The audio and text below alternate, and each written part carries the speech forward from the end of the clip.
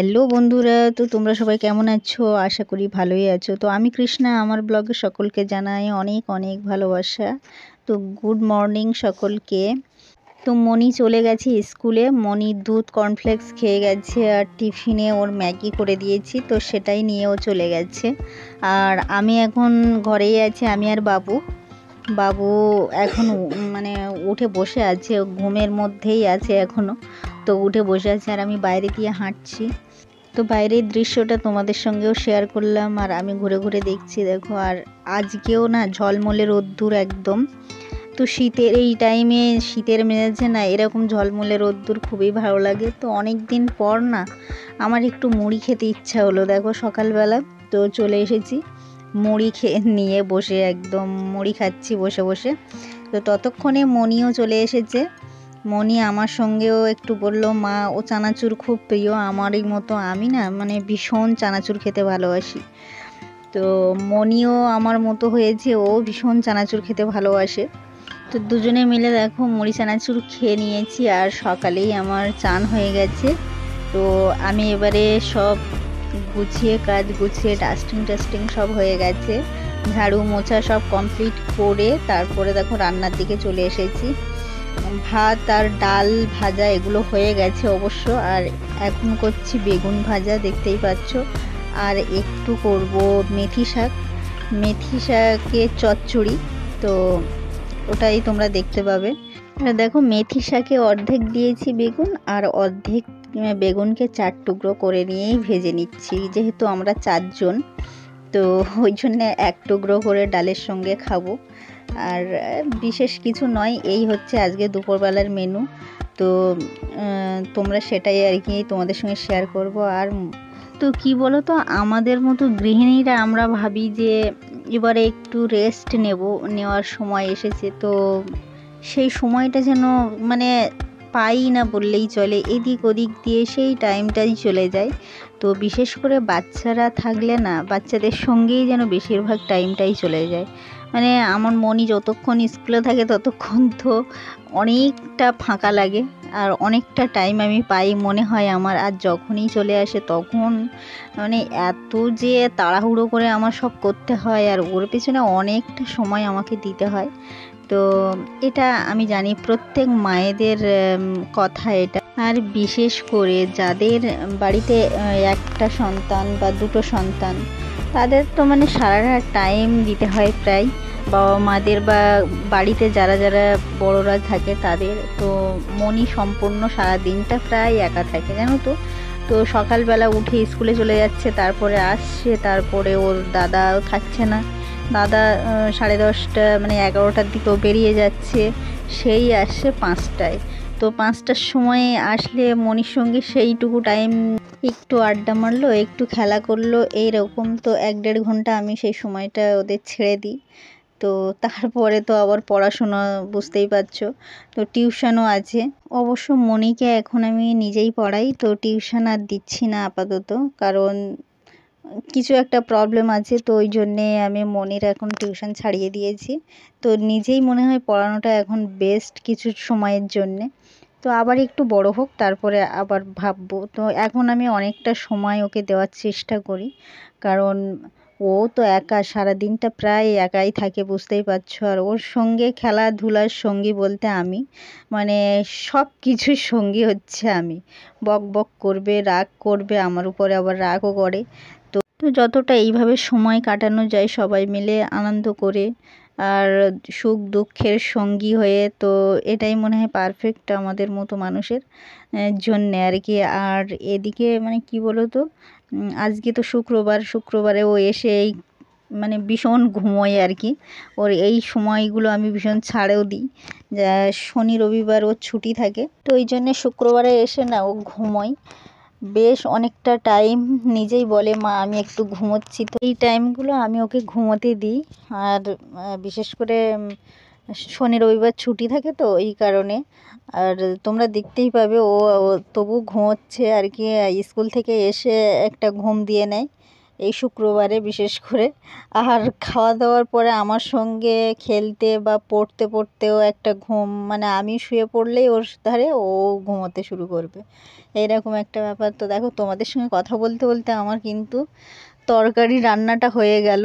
সবজি দেখো চচ্চড়ি, এটাই মেথি শাক, বুঝতেই পারছো। আর এর মধ্যে আমি কিছুই দেয়নি তেমন কিছু, জাস্ট 5 ফোড়ন, শুকনো লঙ্কা আর লবণ, হলুদ, আর বিশেষ কিছু নয়। মিষ্টিও দিই না আমরা সবজিতে, তো আমাদের ভালো লাগে না বলে আমরা মিষ্টি একদমই সবজিতে দিই না বললেই চলে। তো ব্যতিক্রম আর কি, কখনো কখনো কোনো তরকারিতে মনে হলো তো দিই, না হলে একদমই দিই না।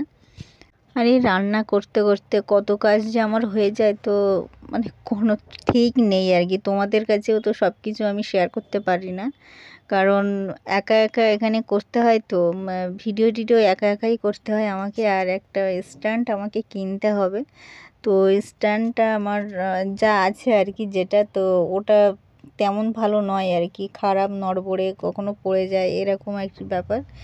তো আরেকটা ভেবেছি কিনে নেব, তো কবে কিনবো সেটাই জানি না আর কি, বুঝতে পারছি না। তো কিনলে অবশ্যই তোমাদের সঙ্গেও শেয়ার করব আমি।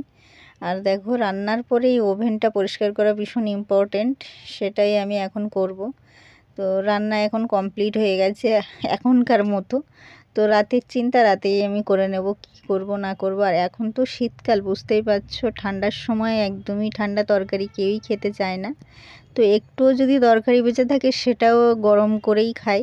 অবশ্য ডালটা দুবেলার মতো করে রাখা হয়েছে, তো ডালটা দুপুরেও খাবো আর রাতের বেলার জন্যে আছে, তো ও ডালের সঙ্গে কিছু খাবো, তো সেটাই করে নেব রাত্রেবেলা। তো রাতের বেলা কি বলো তো, সবাই আমরা কিন্তু কম কমই খাই, তো ওই জন্যে কোনো একটা কিছু করলেই হয়ে যাবে রাতে। আর তবে এই ঠান্ডার সময় কি বলো তো, যাই কিছু করি না কেন সব কিছুই গরম গরম খেতেই ভালো লাগে, আর এটা সবারই। তো আমরাও গরম গরম একদমই করেই খাই। তো এখানে দেখো মুছছি আর আমি মনির সঙ্গে একটু আড্ডা মারছি। তো এই মোছামুছি করলে আর ও পাশ দিয়ে নড়ে না, ও দেখতে থাকে আর কত গল্প করে, স্কুলের কত গল্প আমাকে বলে, যে ওর এই বন্ধু এই বলেছে, ওই বন্ধু এই করেছে, এই রকম আর কি, বিভিন্ন রকম। আর টিফিন তো আমার মনে একদমই খায় না, একদম খায় না, জানো তো, মুখ লাগিয়ে রেখে দেবে আর কি। জাস্ট আমি বকি আসলে যে তুমি টিফিনটা খাওনি কেন, তো তখন ওই বলবে মা আমি একটুখানি মুখ লাগিয়েছি তো। তো এই হচ্ছে ওর কথা। তো এই কথাটা শুনেই আমি হাসছিলাম, ওর এই পাকা পাকা কথাগুলো শিখেছে কোথা দিয়ে আমি জানি না, তো বেশ আর কি ছোট্ট মুখে বলে, তো আদো আদো করে, তো ভীষণ ভালো লাগে।